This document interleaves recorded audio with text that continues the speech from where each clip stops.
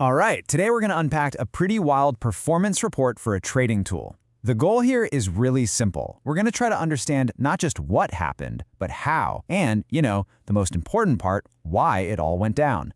So let's just dive right in. Okay, so the very first thing that just jumps right off the page is this number, over 80% growth in capital. I mean, that's a huge figure, right, in any context. So obviously the first question you're asking is, how on earth did that happen? And, well, here's the kicker that makes that number even more insane. We're not talking about a whole year of trading here, or hundreds and hundreds of moves. Nope. This all happened in just 15 days. And get this, from only 3 trades. So let's really dig into that. An 80% leap. I want to know what the report actually says about the nature of this growth. What was it like?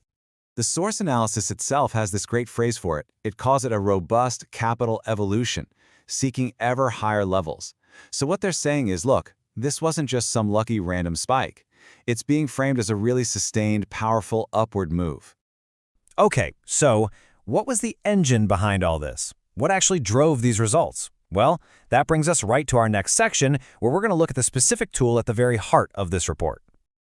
All right, the tool is called equity mathematics, and it's what's known in the biz as an expert advisor. It's basically an automated trading algorithm, a bot, designed to make trades based on a strategy someone already programmed into it. And this report, it's looking specifically at the performance of its brand new update.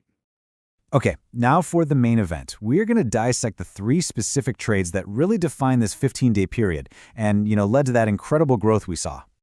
So here's how it all went down. The first trade, that was on November 25th, and it was a win. Boom. The second one, a few days later on December 3rd, that was actually a loss. It hit its stop loss, which, is just that automatic sell order to cap your losses. But right after that, almost immediately on December 5th, there was another winning trade. So, big picture, 2 wins and 1 loss.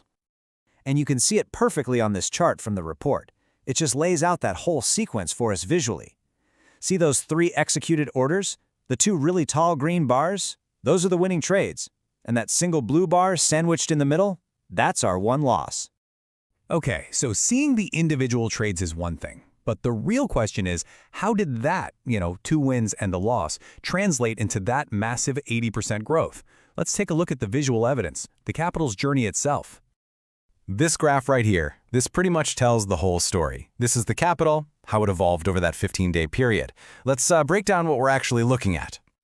Okay, look at the flat line at the very beginning, right? That's the capital just sitting there before any trades. Then, boom, around November 25th, you see that first massive jump. That's our first win. Then there's that little dip. See it? Around December 3rd.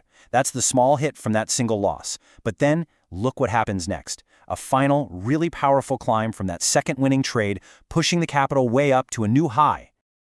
And this, right here, this gets to the absolute core of why this whole thing worked. I mean, how can you have a losing trade and still end up so far ahead? Well, the answer is all about something called asymmetry.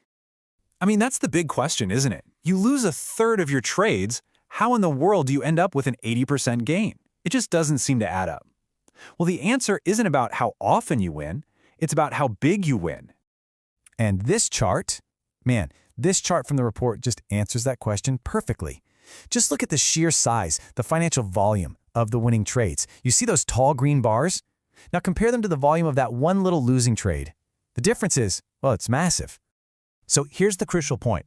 The financial impact of those winning trades was just way, way bigger than the negative impact of that single loss. The whole strategy is designed so that the wins are huge and the losses are kept really small. That asymmetry, that's the engine driving all this growth. And the report kind of wraps this up by saying this is a long-term strategy. It states it clearly demonstrates that with the passing of time, significant advances occur. So in plain English, it's all about letting your winners run, letting them get really big while you cut your losses off early. Simple as that.